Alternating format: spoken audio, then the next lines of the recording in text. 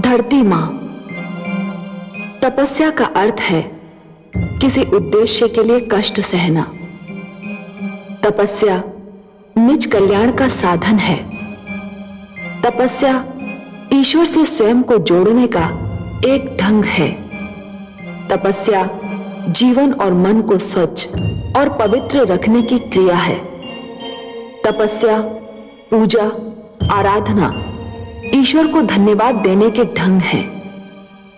परंतु यदि तपस्या का उद्देश्य किसी का विनाश चाहना हो, तब का लक्ष्य यह हो कि स्वयं को लाभ हो न हो पर दूसरे की हानि अवश्य हो, तो फिर तपस्या पर भी और उसके उद्देश्य पर भी प्रश्न चिन्ह लग जाता है। एक की तपस्या दूसरे का दुख बन जाए तो यह तपस्या का अपमान है। इसीलिए जब हिरण्यकशिपु ने ब्रह्मा की तपस्या केवल इस उद्देश्य से आरंभ की कि उसे श्री विष्णु से प्रतिशोध लेना है, तो मैं सोच में पड़ गई, क्या इस तपस्या से कोई लाभ होगा? परंतु अब जब हिरण्यकशिपु ने यह तपस्या आरंभ ही कर दी है, तो देखना यह है कि उसका तप क्या रंग लाता है। ओम ब्रह्मदेवाय नमः। ओम प्रजापतये नमः। ओम ब्रह्मदेवाय नमः। ओम प्रजापतये नमः। ओम ब्रह्मदेवाय नमः। ओम प्रजापतये नमः। ओम ब्रह्मदेवाय नमः।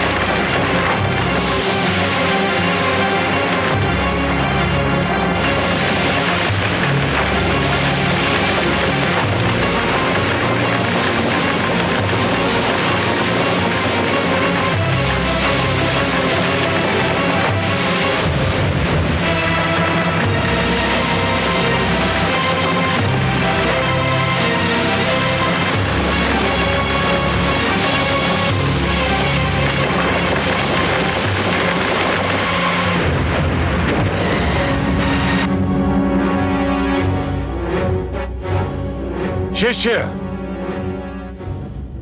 आज्ञा गुरुदेव।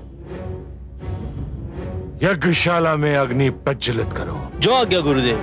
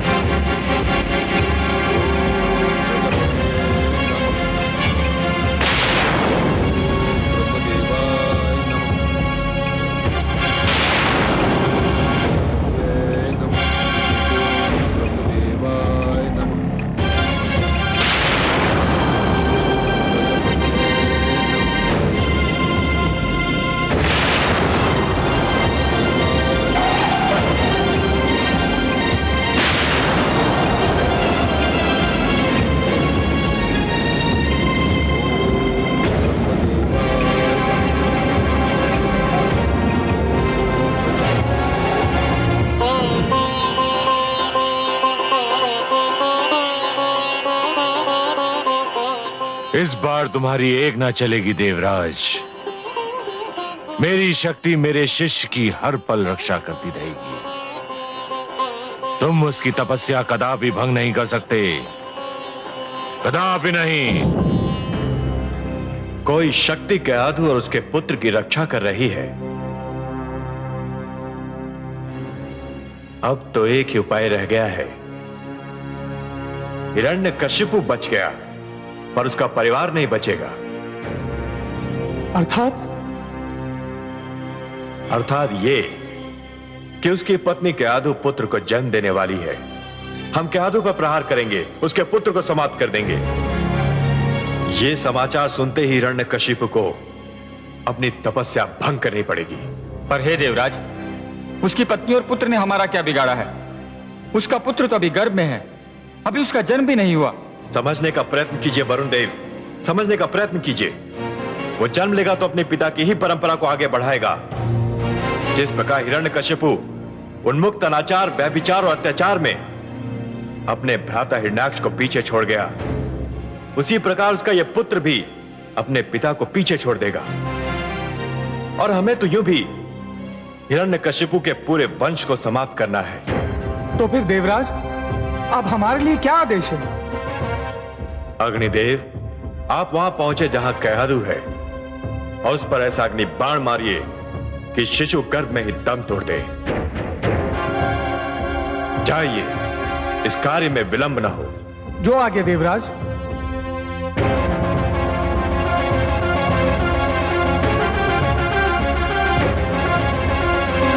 हे कमल नयन, ये तो बड़ा अनर्थ हो रहा है। माना कि असुर हिरण्यकशिपु मानसिक संतुलन खो बैठा है। उसने मानव लोक में आतंक फैला रखा है, परंतु इसके उत्तर में किसी बालक से जन्म लेने का अधिकार ही छीन लेना, किसी माता के गर्भ को छलनी कर देना तो घोर अन्याय है, अत्याचार है, नृशंसता है। मैं आपसे सर्वथा सहमत हूं महादेवी। अत्याचार का उत्तर अत्याचार से देना बिल्कुल वैसा ही है जैसे अग्नि को अग्नि से बुझाने का प्रयास करना। अत्याचार का दंड अवश्य देना चाहिए, पर केवल अत्याचारी को, पापी को, उसके परिवार के सदस्यों को नहीं। और ऐसे सदस्य को तो कदापि नहीं जिसने अभी जन्म ही न लिया हो, जिसे अपने पिता के पाप का ज्ञान ही न हो। हे कमल नयन, मेरी समझ में नहीं आ रहा कि मैं क्या करूं। एक और केआदु की कोख में पलते बालक को लेकर मैं चिंतित हूं, तो दूसरी ओर निर्दोष मानवों पर हो रहे अत्याचार को देखकर मैं व्याकुल हूं। मैं आपका दुख समझता हूं महादेवी। यदि ऐसी स्थिति बन जाए कि दो परस्पर विरोधी गुटों की लड़ाई में दोनों ही पक्षों के केवल निर्दोष और असहाय तत्व ही अत्याचार और आतंक के लक्ष्य बन जाएं, तो हर उदार मन तड़प उठता है। फिर आपके पास तो मां का हृदय है। हिरण्यकशिपु और देवराज दोनों ही अनुचित कार्य कर रहे हैं और उन्हें एक साथ केवल आप ही रोक सकते हैं। देवराज उस मां के गर्भ में पल रहे बालक को कुछ भी क्षति नहीं पहुंचा पाएंगे, मैं आपको यह वचन देता हूं। और हिरण्यकशिपु का आतंक, उसे आप नहीं रोकेंगे? उसने तो मानवों का श्वास लेना भी दुर्लभ कर रखा है। हे महादेवी, जिस प्रकार दीपक जिस अंधकार को मिटाता है, वो अंधकार उसी के नीचे जा छुपता है, उसी प्रकार कभी कभी सत्य को असत्य के नीचे और पुण्य को पाप के नीचे ही शरण मिलती है। एक पापी सत्य को संसार से मिटाने की धुन में यह भूल जाता है कि सत्य तो वहां भी पल सकता है जहां कभी उसने सोचा ही न था। कदाचित उसके अपने घर में। मैं समझी नहीं सर्वेश्वर। असुर राज हिरण्यकशिपु ने मेरा नाम लेने वालों को समाप्त करने का प्रण किया है। उसका दंड यह है महादेवी कि मेरा सबसे बड़ा नाम लेवा उसी के घर में जन्म लेगा, उसके अभिमान को स्वयं उसका रक्त ललकारेगा। आप तो बस देखती जाइए महादेवी, उसी के बालक के रूप में एक ऐसी कहानी जन्म लेने वाली है जिसे संसार कदापि नहीं भूल पाएगा। महादेवी, जिस प्रकार विष ही विष का अंत भी करता है, उसी प्रकार असुरों के आतंक का अंत असुर पुत्र ही करेगा। उस बालक की कयाधु के गर्भ में रक्षा और हिरण्यकशिपु के आतंक का अंत दोनों ही मेरे हाथों में है, और ये दोनों कार्य मैं करूंगा। आप तो रहस्यों के रहस्य हैं, भेदों के भेद। पर अब मुझे संतोष हो गया है कि आप मेरी सारी चिंताएं अवश्य दूर कर देंगे।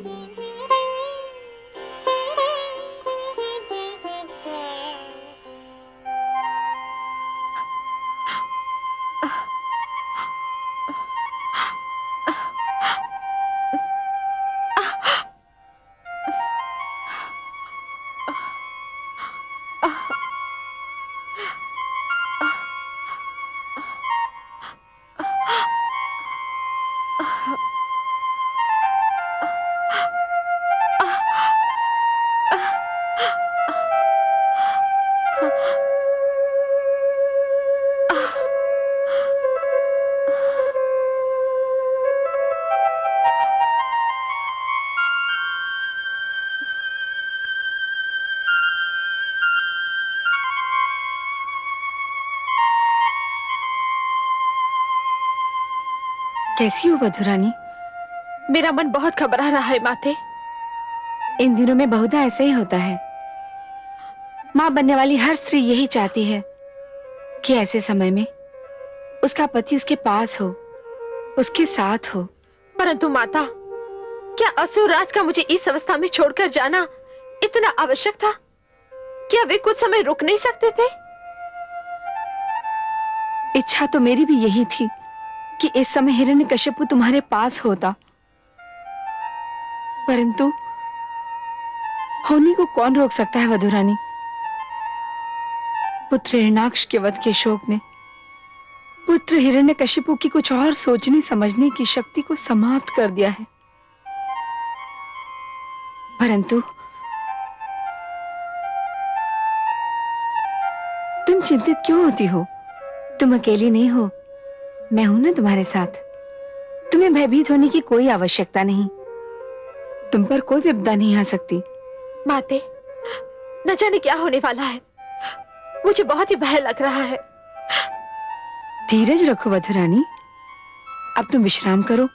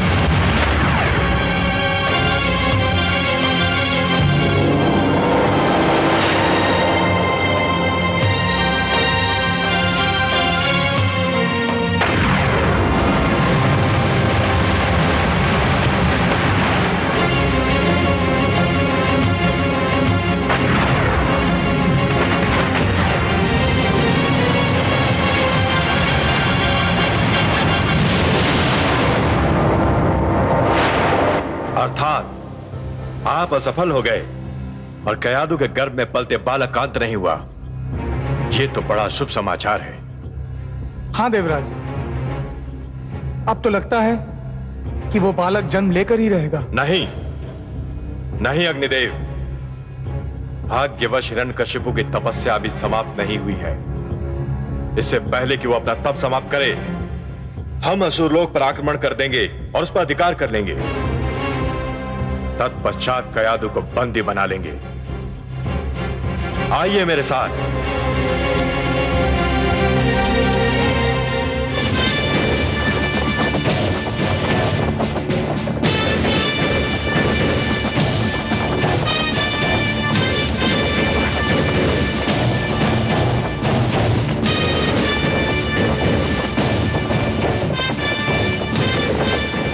सारथी रथ रोको।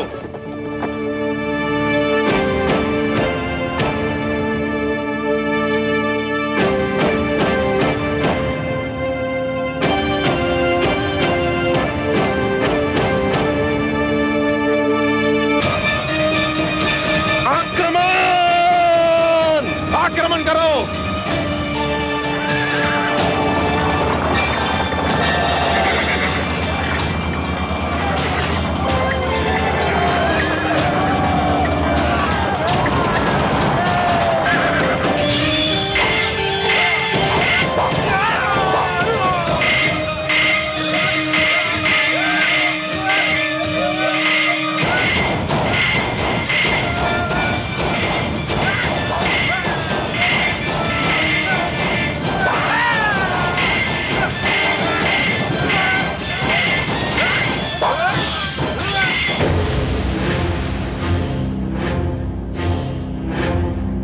रुक जाओ, ये महारानी कयादू का कक्ष है।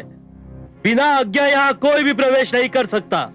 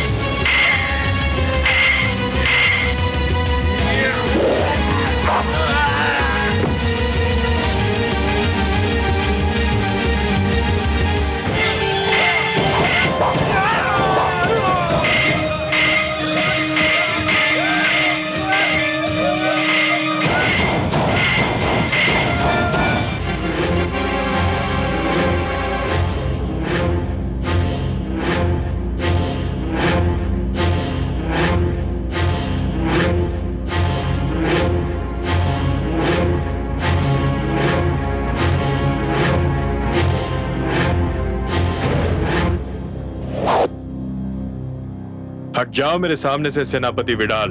नहीं देवराज, मेरे जीवित रहते आप महारानी कयादू के कक्ष में प्रवेश नहीं कर सकते। प्रवेश तो मैं करूंगा। अब यदि इसके लिए तुम्हारा जीवित न रहना आवश्यक है तो फिर ऐसा ही होगा। परंतु मेरा परामर्श मानो तो आत्महत्या मत करो। मुझे अंदर जाने दो।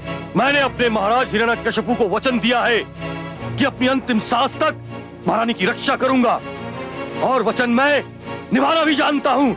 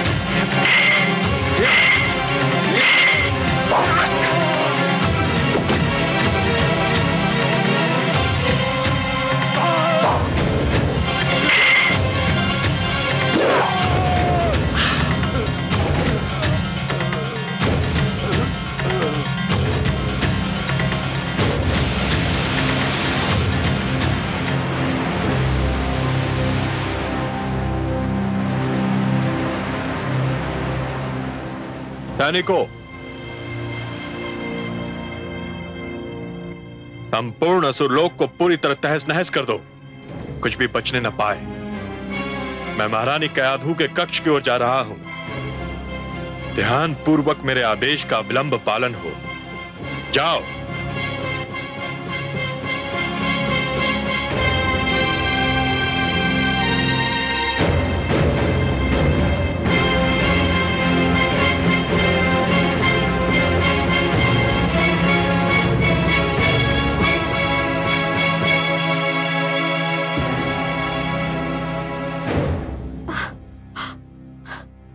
क्या है? क्या चाहते हैं आप देवराज? देवी, मेरी विनती है कि आप मेरे संग चली चलें। नहीं, मैं कहीं नहीं जा सकती। जानते नहीं, मैं मां बनने वाली हूं। जानता हूं देवी, इसीलिए तो कह रहा हूं कि आपको मेरे साथ देवलोक चलना होगा। नहीं, मैं अपने पति का घर छोड़कर नहीं जाऊंगी। मुझे मेरी स्थिति पर छोड़ दीजिए। देवी, मैं नहीं चाहता कि बल का प्रयोग करूं। आप मेरा अपहरण करेंगे देवराज? एक ऐसी नारी का अपहरण जिसके गर्भ में संतान पल रही है? यदि आप मेरी विनती को यही नाम देना चाहें तो मुझे कोई आपत्ति नहीं, पर चलना तो होगा आपको। मुझ पर दया करे देवराज, आप तो देवता है। यदि आप भी ऐसा दुष्कर्म करेंगे तो संसार का क्या होगा? मैं तुमको इसलिए ले जाना चाहता हूं कि तुम जिसको जन्म देने वाली हो वो भेड़िए का शिशु है। भेड़िए का शिशु भी भेड़िया होता है। चलो। नहीं, नहीं। चलो।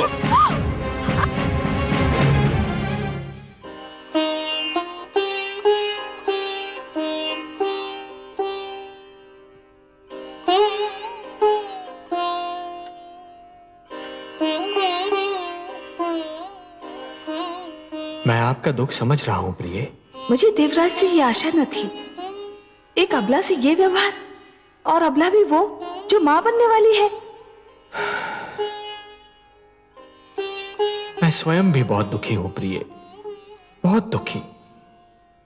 नारी का अपहरण, फिर चाहे कोई भी कारण क्यों ना हो, कोई भी स्थिति क्यों ना हो, फिर चाहे कोई नीति या कूटनीति का अंश ही क्यों ना हो, परंतु एक महान पाप है, एक अक्षम्य अपराध है।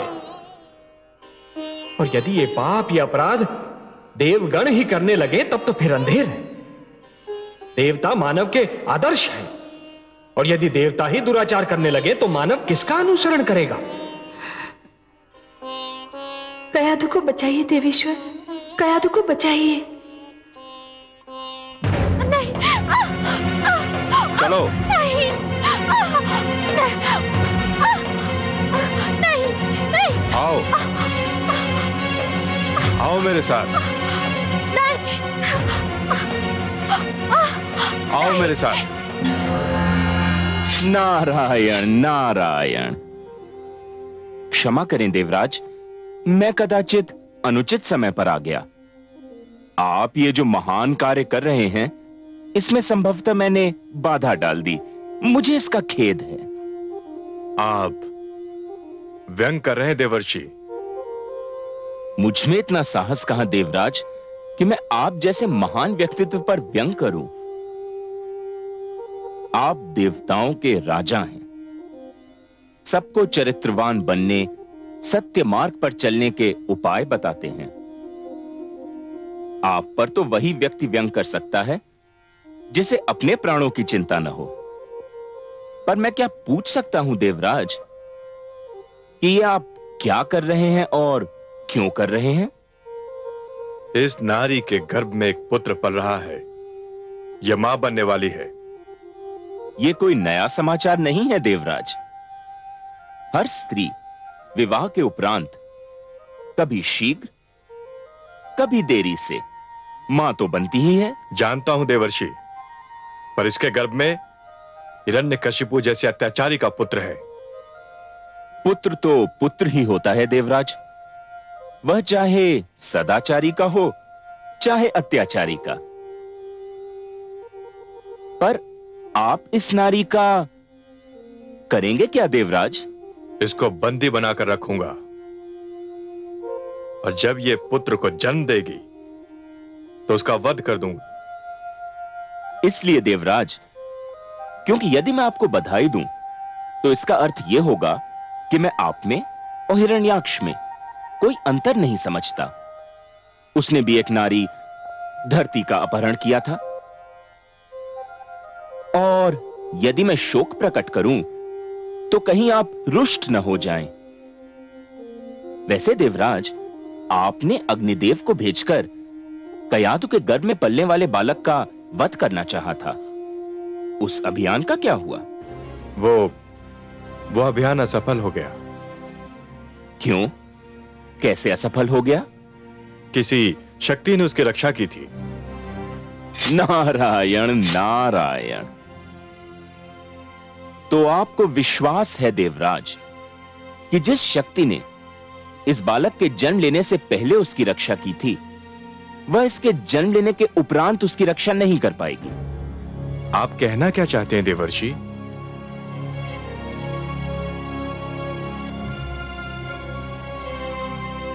कुछ नहीं, इतना ही कि जिस शक्ति ने अब तक इस बालक की रक्षा की, उस शक्ति का अवश्य कोई उद्देश्य रहा होगा। हो सकता है एक ऐसे बालक का जन्म हो जो असुरों का इतिहास ही बदल दे, उनकी नीतियां बदल दे। मेरा परामर्श स्वीकार करें देवराज, इस अबला को छोड़ दें। नारी का अपहरण एक घिनौना और एक अप्रिय कार्य है, फिर वह कार्य देवता के ही हाथों क्यों न हुआ हो। आप जिनको प्रसन्न करने के लिए यह कार्य कर रहे हैं, उन्हें कोई प्रसन्नता नहीं होगी। छोड़ दीजिए इस अबला को।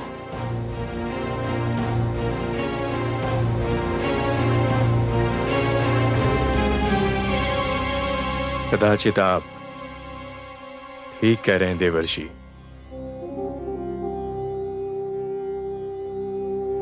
क्रोध की भावना मुझसे एक अनुचित कार्य करवा रही थी। आपको धन्यवाद कि आपने मेरा मार्गदर्शन कर दिया। सत्य है कि आप महानतम मार्गदर्शक हैं। देवी, मैं आपसे क्षमा मांगता हूं। जाइए, अब आप मुक्त हैं। पर मैं कहां जाऊं देवराज? आपने तो समस्त असुर लोक को तहस नहस कर दिया है। आप इसकी चिंता ना करें देवी, मेरी कुटिया किस दिन काम आएगी। वहां राजभवन जैसा सुख तो नहीं, पर आपकी रक्षा मेरा उत्तरदायित्व होगा। आइए, बालक के जन्म तक आप मेरी कुटिया में पधारें। आइए, चलिए।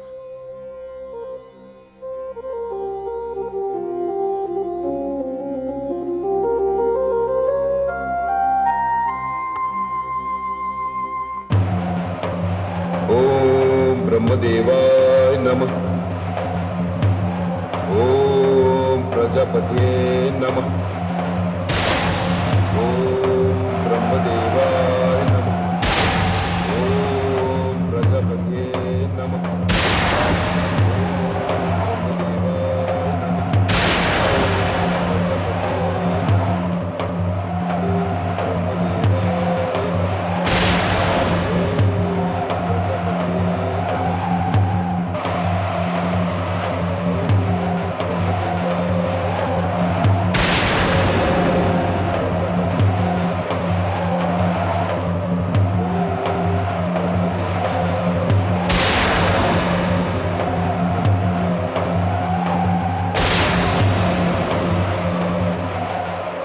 हिरण्यकश्यपु मुझे पुकार रहा है। मैं क्या करूं? जाऊं या न जाऊं? नहीं जाता हूं तो मुझ पर दोष लगेगा कि मैं अपने भक्तों की पुकार नहीं सुनता। जाऊं तो वो जाने मुझसे क्या वरदान मांगे। मैं भली भांति जानता हूं वो मुझसे जो भी मांगेगा उसका प्रयोग देवताओं के विरुद्ध ही करेगा, पर मैं उसकी अनसुनी भी तो नहीं कर सकता।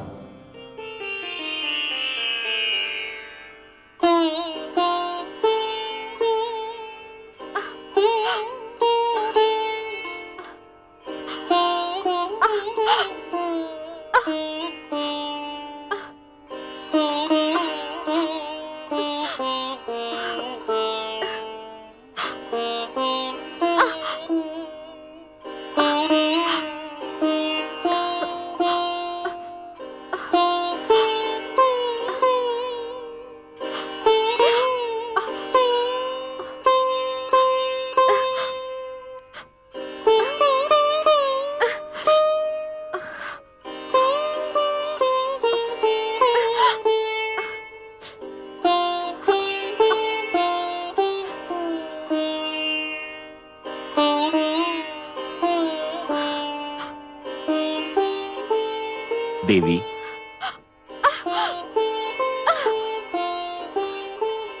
देवी ये दूध पी लें और कुछ फल ग्रहण कर लें। नहीं देवर्षि, मेरा मन कुछ भी खाने पीने को नहीं कर रहा है। देवी, मैं जानता हूं कि आप जिस अवस्था में हैं, उस अवस्था में हर स्त्री यही चाहती है कि वो अपने घर पर हो, अपनों के साथ हो। पर आप मेरी इस कुटिया को अपना ही घर समझें और मुझे भी अपना ही समझिए। ये दूध पी लीजिए। धन्यवाद देवर्षि, आपने मुझे बचाकर और मुझे यहाँ लाकर मुझ पर जो उपकार किया है उसे मैं कभी नहीं भुला पाऊंगी। परंतु वास्तव में मुझे भूख नहीं लग रही है। मैं जानता हूं देवी, आप जिस अवस्था में हैं उसमें बहुता भूख मर जाती है, किंतु गर्भवती स्त्री को अपने स्वास्थ्य का ध्यान रखना चाहिए। इस अवस्था में आहार केवल स्त्री के लिए नहीं होता है, ये आहार उसके गर्भ में पल रहे शिशु के लिए भी होता है। ये उन दोनों को शक्ति देता है, बल देता है। लीजिए देवी, पहले आप ये दूध पी लें और फिर फल ग्रहण कर लें।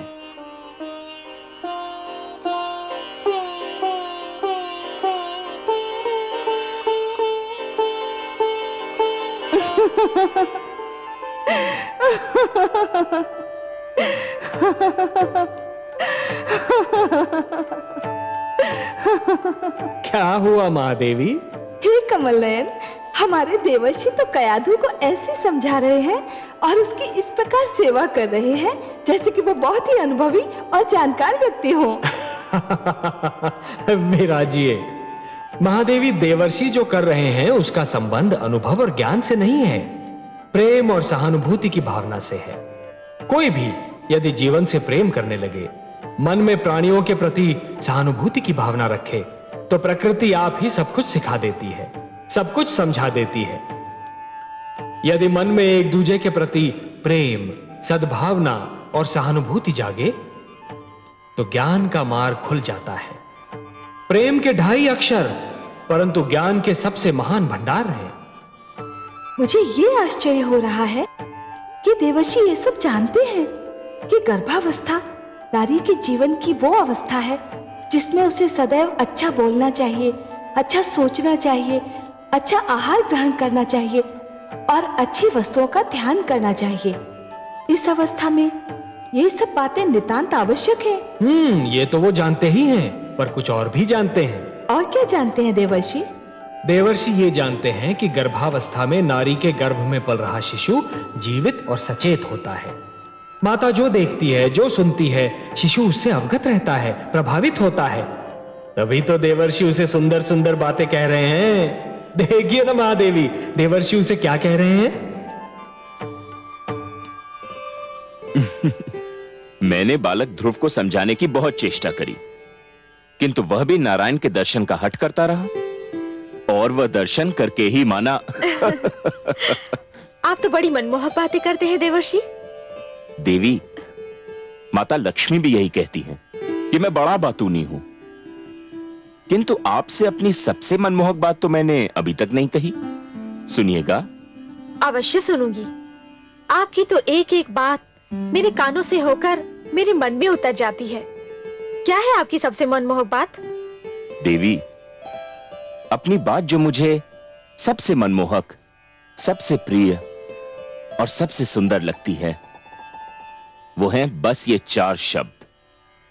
ओम नमो भगवते वासुदेवाय। ओम नमो भगवते वासुदेवाय। ओम नमो भगवते वासुदेवाय। ओम नमो भगवते वासुदेवाय। ओम नमो भगवते वासुदेवाय। ओम नमो भगवते वासुदेवाय।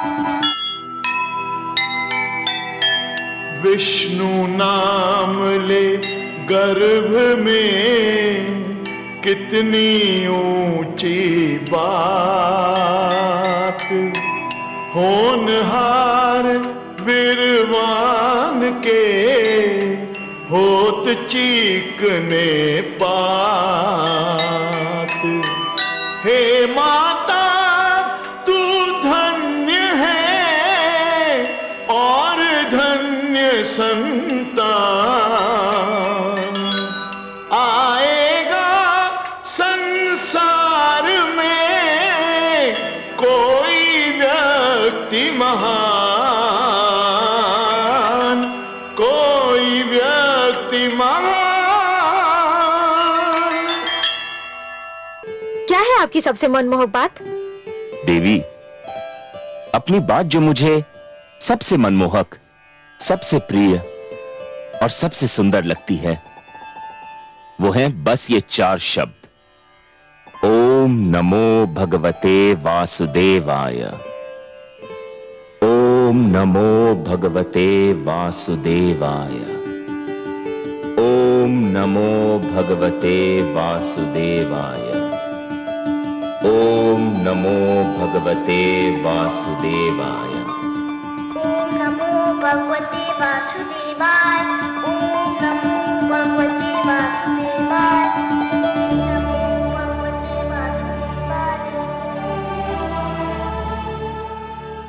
आपकी लीला बड़ी अनोखी है कमल नयन। क्यों महादेवी?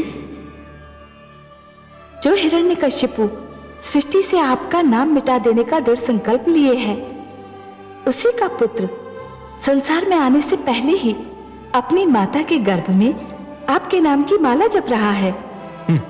पुत्र क्या कर रहा है और पिता क्या कर रहा है?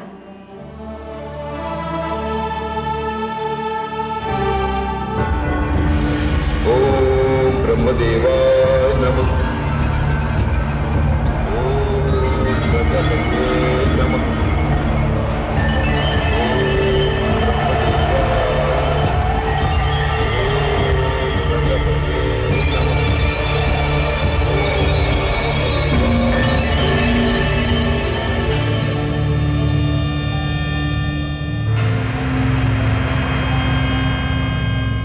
अभिवादन है सूर्यदेव।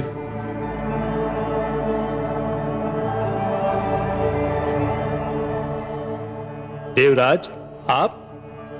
हां, परंतु मैं देवराज तो देवताओं के लिए हूं, आपका तो अनुज हूं। आप मेरे ज्येष्ठ भ्राता हैं। परंतु आप आज मार्ग कैसे भूल पड़े? मैं बहुत कष्ट में हूं सूर्यदेव। आप कष्ट में हैं? कौन कष्ट दे रहा है? असुर राज हिरण्यकशिपु। हिरण्यकशिपु? क्या किया है उस दुष्ट ने? वो ब्रह्मा की कृपा के लिए बड़ी घोर तपस्या कर रहा है। उसकी तपस्या का उद्देश्य हम देवताओं को परास्त करना और जगदीश्वर विष्णु से प्रतिशोध लेना है। आपको हमारी सहायता करनी होगी। तो आदेश दे, मैं क्या सेवा कर सकता हूं? वो हिमालय पर्वत पर तपस्या कर रहा है। मैं चाहता हूं कि आप आज थोड़े समय के लिए उसके निकट अपना रथ रोक लें, बस इतनी देर कि वहां का तापमान इतना बढ़ जाए कि वो सहन न कर सके और अपना तप त्याग दे।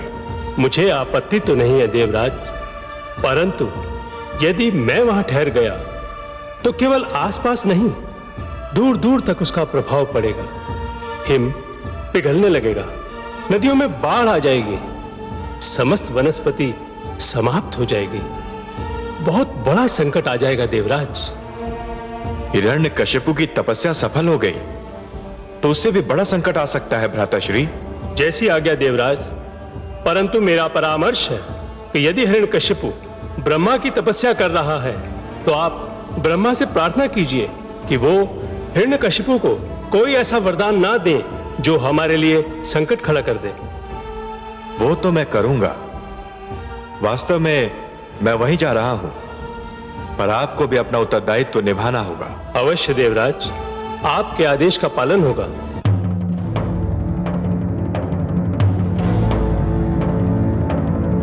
ओम ब्रह्मदेवाय नमः। ओम प्रजापत्याय नमः। ओम ब्रह्मदेवाय नमः। ओम प्रजापत्याय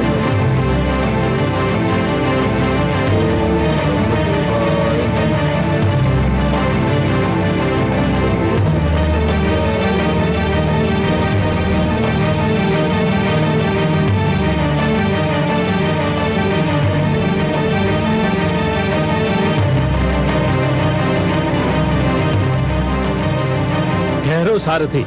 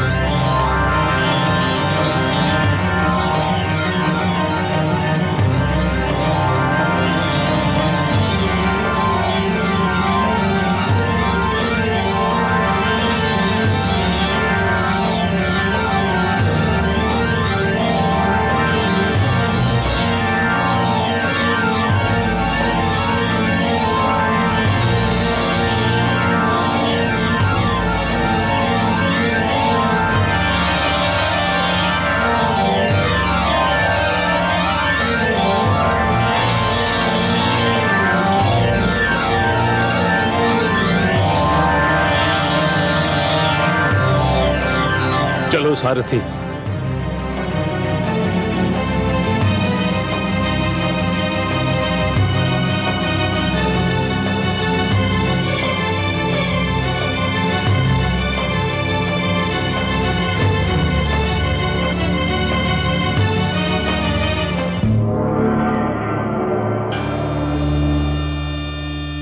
प्रणाम है प्रजापति। स्वागतम देवराज। हे आदि प्रजापति, आपसे एक विनती करने आया हूं। कहिए देवराज, क्या बात है? हे ब्रह्मा, आप तो जानते हैं कि असुरराज हिरण्यकशिपु आपकी तपस्या कर रहा है। हाँ, मैं जानता हूं, और उसकी तपस्या ने मुझे भी चिंतित कर रखा है। हे आदि प्रजापति, हम देवताओं की विनती है कि आप उसे कोई वरदान न दें।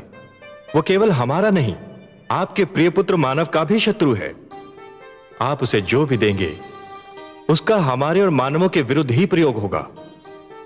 उसकी तपस्या तपस्या नहीं, मात्र छल है। संभवतः आप जो कह रहे हैं उचित कह रहे हैं, परंतु समस्या यह है कि अभी तक तपस्या और वरदान के उद्देश्यों की परिभाषा नहीं बनी है, सीमा निर्धारित नहीं हुई है। मैं स्वयं सोचता हूं कि केवल यह ज्ञान पर्याप्त है कि कोई तपस्या कर रहा है।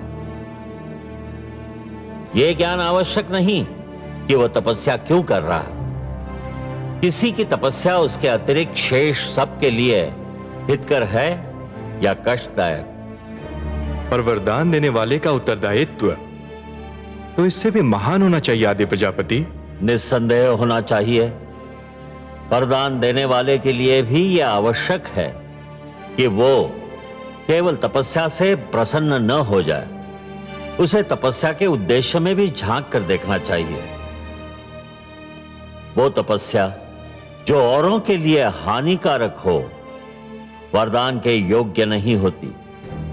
आशुतोष शिवशंकर ने दैत्य गुरु शुक्राचार्य को संजीवनी का वरदान दिया तो था, पर उसने उसका दुरुपयोग किया और फिर अमृत की प्राप्ति के लिए समुद्र मंथन करना पड़ा।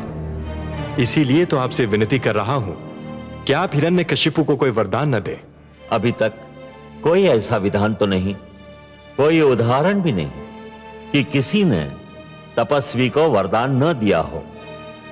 मैं भरसक प्रयत्न कर रहा हूं कि मुझे हिरण्यकशिपु के पास न जाना पड़े, और यदि जाने पर विवश हो जाऊं तो उसे कोई ऐसा वरदान न दूं जो सृष्टि के लिए संकट बन जाए। परंतु हे देवराज, ऐसा कठोर तप किसी साधारण व्यक्ति की बात नहीं। मैं यथायोग्य प्रयास करूंगा, किसी के लिए कोई संकट न खड़ा हो। धन्यवाद हे आदि प्रजापति, आपका कोटि कोटि धन्यवाद।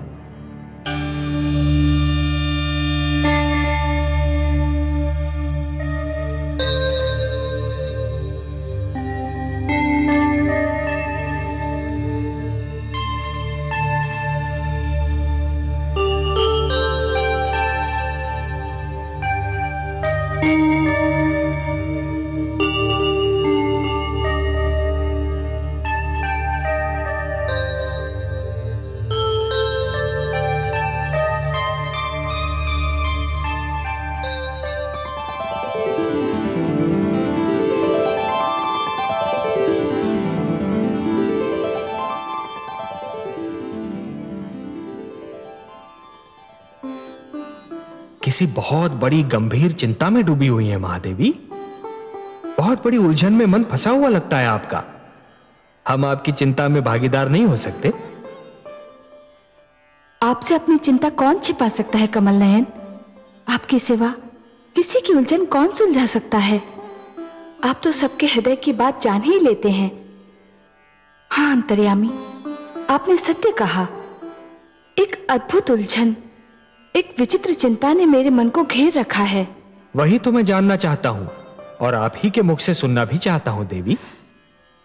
मैं वही सोच रही थी कमल नयन कि आपने ये कैसा रहस्य रच दिया है कि पिता और पुत्र के चरित्र में वही अंतर है जो जल और अग्नि में है, सूर्य और चंद्रमा में है, आकाश और धरती में है।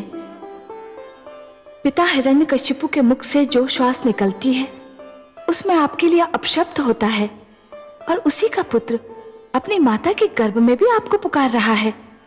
कितने मधुर शब्दों में आपका स्मरण कर रहा है।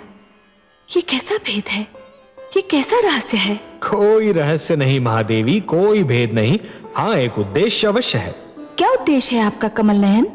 महादेवी, मैं समस्त संसार को यह बताना चाहता हूं कि कोई भी व्यक्ति जन्म से सुर या असुर नहीं होता। उसे सुर या असुर बनाते हैं उसके कर्म, उसका चरित्र और उसकी प्रवृत्ति। हे महादेवी, जिस प्रकार वृक्ष पर उगने वाले पुष्प और फल आवश्यक नहीं कि उसी रंग के हों जिस रंग का वृक्ष है, उसी प्रकार आवश्यक नहीं कि हर पुत्र कर्मों में, चरित्र में और प्रवृत्ति में अपने पिता के समान हो। यदि कोई सुर का पुत्र दुष्कर्म करेगा तो असुर कहलाएगा, और यदि कोई असुर पुत्र चरित्रवान होगा तो सुर कहलाएगा। परंतु हे सर्वेश्वर, क्या अच्छा ना होता कि हिरण्यकशिपु का पुत्र किसी देव पुरुष के घर में जन्म लेता? हाँ? तब तो ये एक साधारण घटना बन जाती ना महादेवी। ये कहानी इतनी रुचिकर न बन पाती। एक अच्छा कथाकार अपनी कहानी में ऐसे तत्व लाता है, ऐसे मोड़ लाता है जो असाधारण हो, जो असंभव लगते हो, जिनके विषय में पहले कभी किसी ने सोचा ही ना हो। तभी तो एक अनुपम कथा जन्म लेती है ना। परंतु हे कमल नयन, ये कथा कहां जाकर पूरी होगी? यदि कथा का अंत कथा के मध्य में ही ज्ञात हो जाए तो कथा का सारा आनंद ही चला जाता है महादेवी। वो रूखी फीकी हो जाती है। अभी तो कथा का नायक कयाधु के गर्भ में है, उसे जन्म तो ले लेने दीजिए। यदि हिरण्यकशिपु की तपस्या सफल हो गई तो इस शिशु का जीवन दूभर हो जाएगा। कथा का एक अंश है हिरण्यकशिपु की तपस्या, कठोर और सराहनीय तपस्या, और कथा का दूसरा अंश है उसके घर एक ऐसे बालक का जन्म जो इतिहास रचने वाला है। महादेवी, इन दो अंशों में से एक अंश भी ना हो तो यह कथा अधूरी रह जाएगी। आप तो बस समय पर दृष्टि रखिए महादेवी। ओम ब्रह्मदेवाय नमः।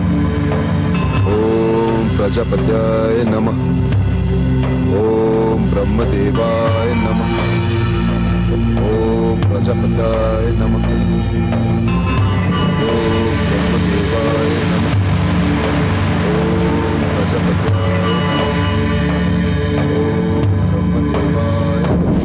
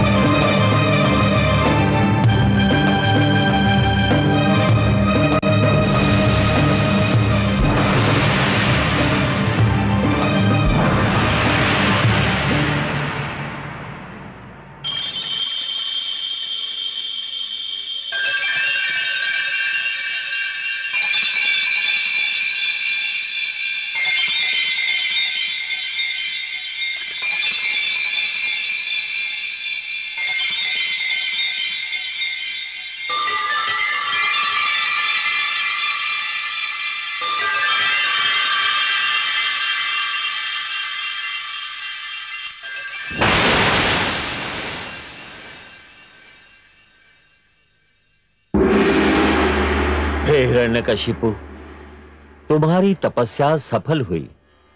नेत्र खोलो।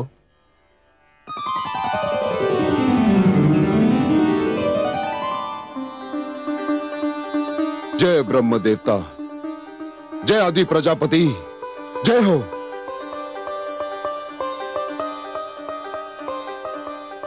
मांगो, वरदान मांगो। तुम्हारी तपस्या ने मुझे प्रसन्न कर दिया है। क्या चाहिए तुम्हें? हे विधाता, यदि आप मेरे कठोर तप से प्रसन्न हैं, तो मुझे ये वरदान दीजिए कि मैं मृत्यु पर विजय प्राप्त कर लूं। असंभव। हे हिरण्यकशिपु, तुम वो वरदान मांग रहे हो जिसे देना मेरे वश में नहीं। जीवन और मृत्यु सृष्टि के ऐसे नियम हैं जिन्हें कोई नहीं तोड़ सकता। यदि यह नियम टूट जाएगा तो सृष्टि का संतुलन बिगड़ जाएगा। यूं भी मृत्यु भोले शंकर महादेव का क्षेत्र है और मैं उस क्षेत्र में हस्तक्षेप भी नहीं कर सकता। मैं तुम्हें मृत्यु पर विजय पाने का वरदान देने में असमर्थ हूं। कुछ और मांगो। तो मृत्यु पर विजय प्राप्त करने के अतिरिक्त मैं जो भी मांगूंगा आप मुझे देंगे ब्रह्मदेव? मैं वचनबद्ध हूं। प्रजापति, फिर मैं ये वरदान मांगता हूं कि ना मैं घर के भीतर मरूं और ना घर के बाहर। तथास्तु।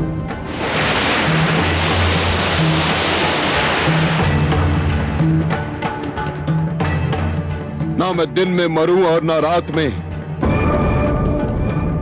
तथास्तु।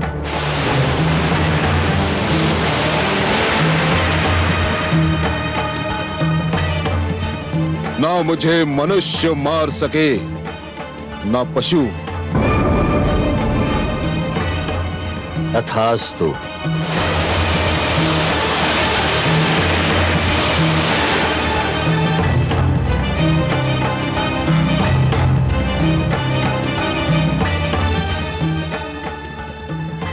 ना मैं अस्त्र से मर सकूं ना शस्त्र से।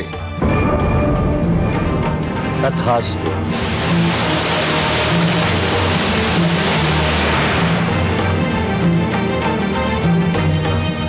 ना मैं धरती पर मारा जाऊं ना आकाश में। तथास्तु।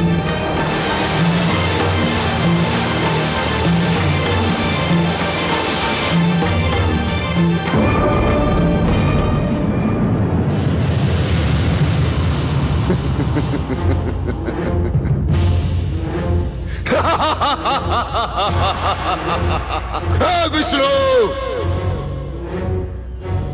अब तेरे दिन समाप्त हुए। यदि तू अमर है तो मैं भी नहीं मर सकता। मैंने ब्रह्मा को भरमा दिया। मैंने उन्हें अपने शब्दों के जाल में फंसाकर उनसे वही वरदान मांगा जो वो नहीं देना चाहते थे। विष्णु, अब मैं सर्वशक्तिमान हूं। सर्वशक्तिमान हिरण्यकशिपु।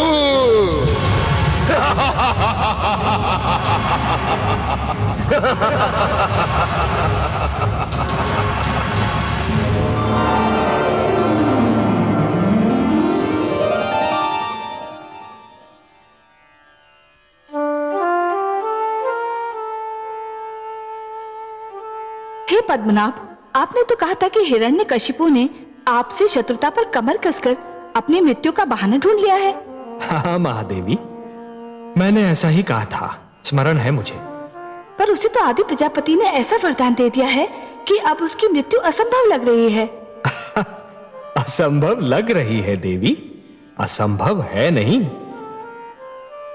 हे महादेवी, जिस प्रकार सूर्य का उदय होता है अस्त होने के लिए, दीपक जलता है बुझने के लिए तथा पुष्प खिलता है मुरझाने के लिए, उसी प्रकार जीवन का जन्म होता है मृत्यु को पाने के लिए। केवल दो को छोड़कर सभी को मृत्यु का स्वाद तो चखना ही है। दो? वो दो कौन है जिनको मृत्यु नहीं आ सकती? एक तो स्वयं मैं, अनादि और अनंत, और दूसरी स्वयं मृत्यु। हे महादेवी, न मुझे मृत्यु आ सकती है और ना ही मृत्यु की मृत्यु संभव है, और इनके अतिरिक्त ऐसा कोई भी नहीं है जिसे एक न एक दिन मृत्यु ना आए। इसलिए आप तो निश्चिंत रहिए महादेवी, हिरण्यकशिपु को भी एक दिन मरना ही होगा। पर हे कमल नयन, उसको ब्रह्मा जी ने जो वरदान दिया वो सुना आपने? सुना महादेवी, भली भांति सुना। पर इसमें अचरज की क्या बात है? जो आवश्यकता से अधिक चतुर बनने का प्रयास करता है, अंत में सिद्ध होता है कि उससे बड़ा मूर्ख कोई न था। हिरण्यकशिपु यह भूल रहा है कि यदि उसने माता के गर्भ से जन्म लिया है तो उसे एक दिन चिता की गोद में भी सोना होगा। यह नियम न कभी टूटा है और न कभी टूटेगा। पर महादेवी, यह सब होता है अपने समय पर, और तब तक आपको भी प्रतीक्षा करनी होगी।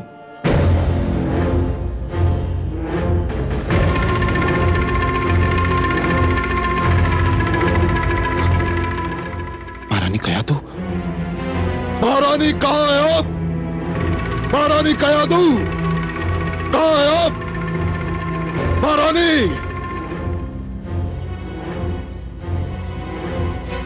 ये सब क्या है?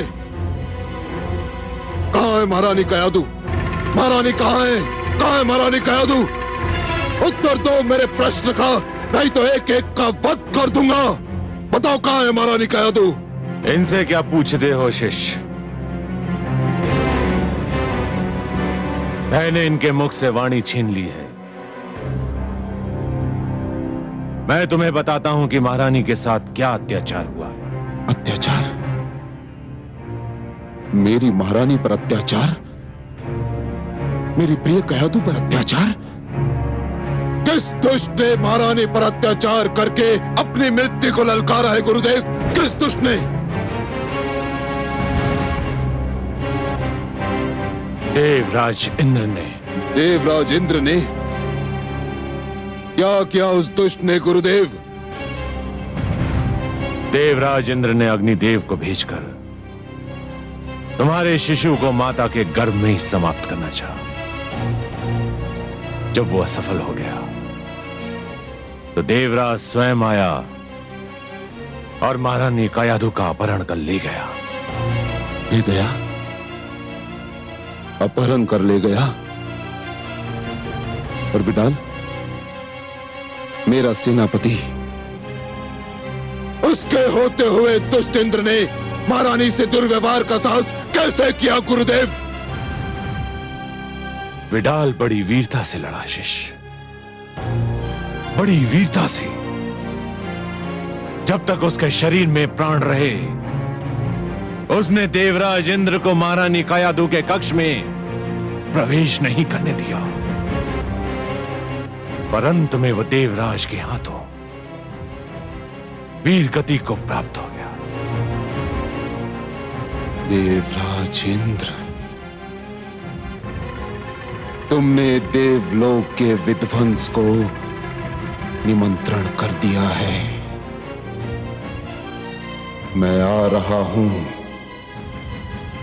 देवलोक पर प्रलय बनकर टूटने, देवलोक का सर्वनाश करने, तुम्हारा सिंहासन छीनने। तुमने सर्वशक्तिमान को चुनौती दी है, सर्वशक्तिमान हिरण्यकश्यपु को। अब तुम्हें कोई बचा नहीं सकता, तुम्हारा विष्णु भी नहीं। मैं आ रहा हूं इंद्र, मैं आ रहा हूं। मैं मां हूं, धरती मां। क्रिया अनुचित हो तो ये आशा रखना कि उसकी प्रतिक्रिया अनुचित नहीं होगी। ऐसा ही होगा जैसे कोई भड़कती हुई ज्वाला को छुए और ये आशा करे कि उसका हाथ नहीं जलेगा। अन्याय करने वाला भी कभी कभी ये भूल जाता है कि वो भी किसी दिन अन्याय का लक्ष्य बन सकता है। देवराज इंद्र ने जब हिरण्यकशिपु की पत्नी कायाधु का अपहरण करना चाहा तो मैं जान गई कि इसकी प्रतिक्रिया भी उतनी ही भयंकर होगी।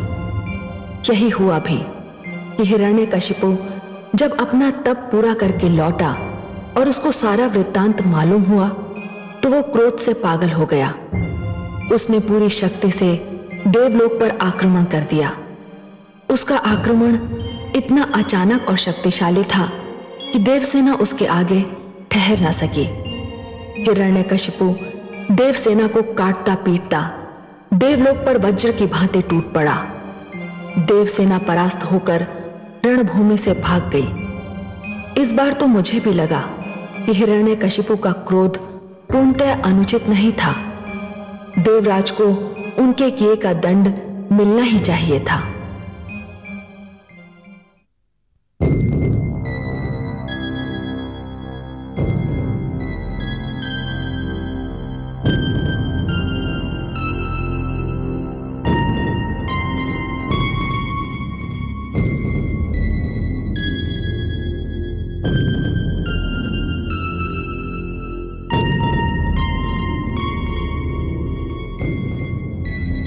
देवराज, बोलो चित्ररथ, युद्ध भूमि से क्या समाचार लाए हो? देवराज, हम हार गए, हमारी सेना परास्त हो गई। क्या क्या कह रहे हो तुम? हाँ देवराज, हिरण्यकशिपु श्री ब्रह्मा से वरदान पाकर इतना शक्तिशाली हो गया है कि हमारी समस्त सेना उसके सामने ठहर ना सकी। और वो आपकी सभा में किसी भी क्षण आ सकता है। देवराज, विलंब मत कीजिए, शीघ्र, अति शीघ्र यहाँ से चलिए। आओ। आइए। देवराज इंद्र,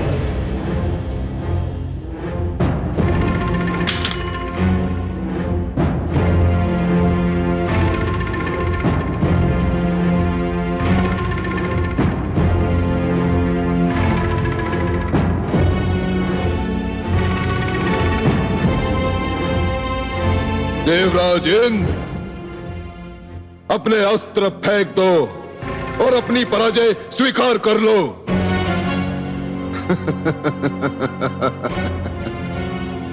तुम्हारी देव सेना परास्त होकर भेड़ बकरियों की भांति रणभूमि से भाग चुकी है। तुम्हारे योद्धा बंदी बनाए जा चुके हैं।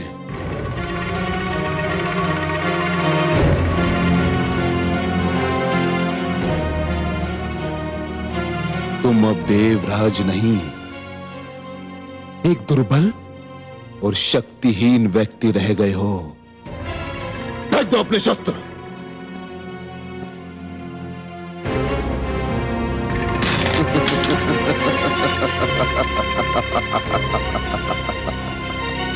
असुर राज्य हिरण्यकश्यप की नहीं, नहीं, असुर राज हिरण्यकश्यप की जय नहीं। अब हम केवल राजा नहीं हैं, सर्वशक्तिमान हो चुके हैं। हम भगवान हो चुके हैं। कहो, भगवान हिरण्यकश्यप की जय, भगवान हिरण्यकश्यप की जय। बोलो, भगवान हिरण्यकश्यप की जय, भगवान हिरण्यकश्यप की जय, भगवान हिरण्यकश्यप की जय, भगवान हिरण्यकश्यप की जय। इंद्र,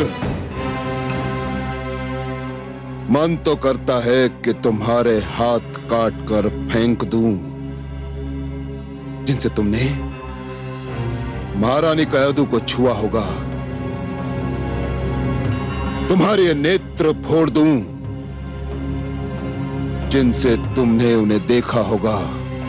तुम्हारी जीभ काट कर फेंक दूं, जिनसे तुमने महारानी के लिए अब शब्दों का प्रयोग किया होगा।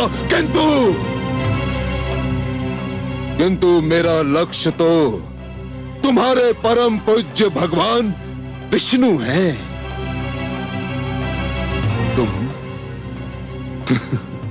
तुम तो उसके साधारण चाकर हो।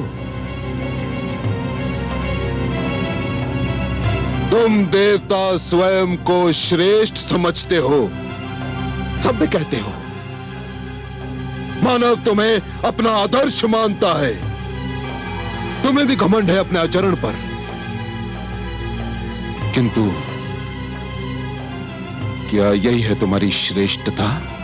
यही है तुम्हारी सभ्यता? यही है तुम्हारा आचरण कि तुमने एक ऐसी नारी का अपहरण किया जो माता बनने वाली है?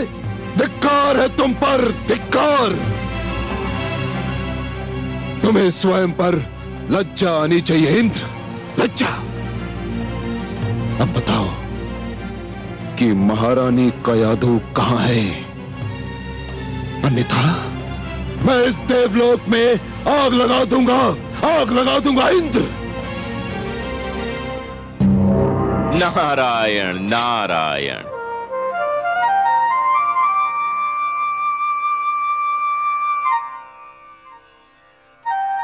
हे असुरराज, आग की लपटें महारानी कयादू की कुशलता का समाचार नहीं दे सकती। वह तो केवल मैं दे सकता हूं, क्योंकि आपकी महारानी मेरे आश्रय में है।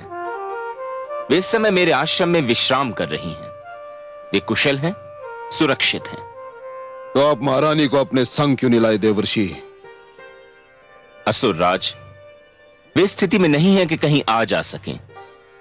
मैंने यही उचित समझा कि इस समय उन्हें विश्राम करने दूं। देवर्षि, मैं आपका आभारी हूं।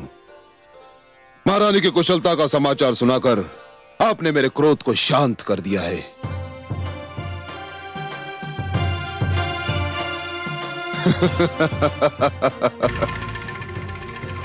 इसी सिंहासन पर बैठकर तुम स्वयं को महान समझते थे ना? इसी सिंहासन ने तुम्हें महानता प्रदान की थी ना? किंतु अब ये जान लो इंद्र कि ये सिंहासन अब मेरा है और मेरा ही रहेगा, और तुम सबको मेरी महानता के समक्ष सिर झुकाना ही होगा। सेनापति अश्वमित्र। आज्ञा भगवान। देवराज इंद्र को समस्त देवताओं सहित देवलोक की सीमाओं से बाहर निकाल दो, और इनमें से यदि कोई भी उत्पात करने की चेष्टा करे तो उसके पैरों में बेड़ियां डालकर कारागार के अंधेरों में फेंक दो। जाओ। जो आज्ञा भगवान। चलिए।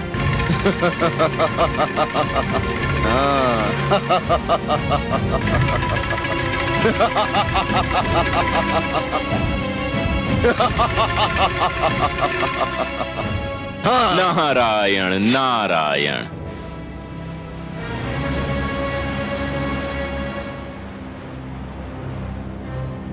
देवर्षि नारद,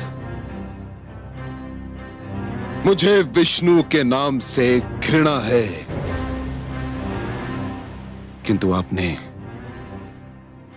महारानी की रक्षा करके मुझ पर ऋण का ऐसा बोझ रख दिया है कि मैं जीवन भर अपना सिर नहीं उठा सकता।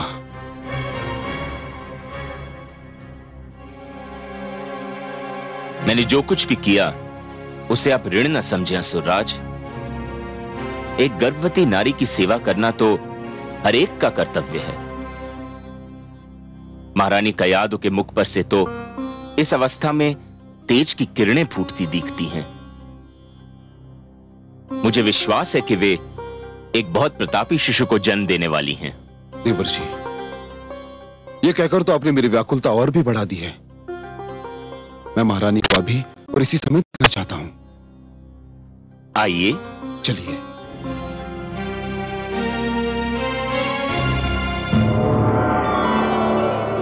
देखा आपने कमल नयन, देखा आपने? दुष्ट हिरण्यकशिपु इंद्रासन पर विराजमान हो गया है। तो क्या हुआ महादेवी? अब सब उसे महान नहीं समझेंगे।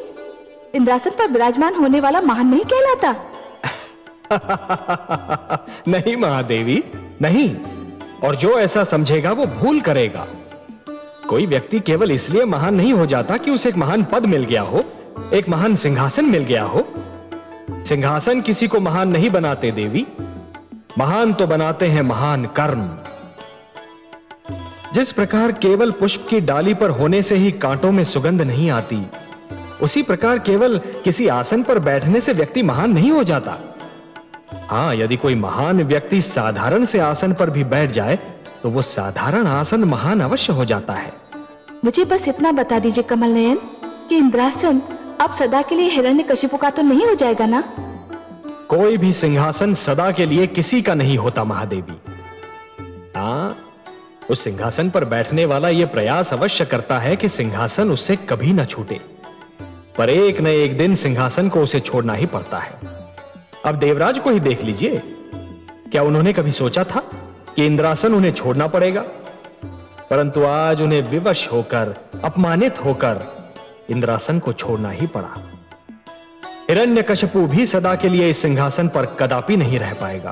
पर हे कमल नयन, आज तो वो विजयी है, उसने देवताओं को भी परास्त कर दिया है। विजय और पराजय का यह क्रम तो चलता रहता है देवी, और चलता भी रहेगा। परंतु देवराज को पराजय का मुख इसलिए देखना पड़ रहा है कि उन्होंने एक नारी का अपहरण किया था, उसके गर्भ में पल रहे शिशु को मारने का प्रयत्न किया था। और ये सारे अपराध ऐसे अक्षम्य अपराध हैं महादेवी कि जिनके लिए सिंहासन छूटना और पराजय का मुख देखना तो साधारण सा दंड है। आपसे मैं सहमत हूं कमल नयन, आपके सुंदर मुख से निकलने वाले एक एक शब्द से मैं अक्षरशः सहमत हूं। देवराज को दंड मिलना ही चाहिए था। हाँ महादेवी, यही नियम है। जो जितना बड़ा अपराध करता है उतना ही बड़ा दंड पाता है। इसलिए बुद्धिमान व्यक्ति तो केवल वही है जो कोई भी कार्य करने से पहले एक बार नहीं 100 बार विचार कर ले कि उस कार्य का परिणाम क्या होगा। हे कमल नयन, मैं तो बस इतना ही जानती हूं कि आप जो कहते हैं वही सत्य है और आप जो करते हैं वही उचित होता है। सिंहासन पाकर हुआ मूर्ख को अभिमान, कुछ दिन का ये खेल है, क्या समझे नादान। आज तुम्हारे पास तो कल है उसके पास। हर युग में देखा यही सत्ता का इतिहास, सत्ता का इतिहास।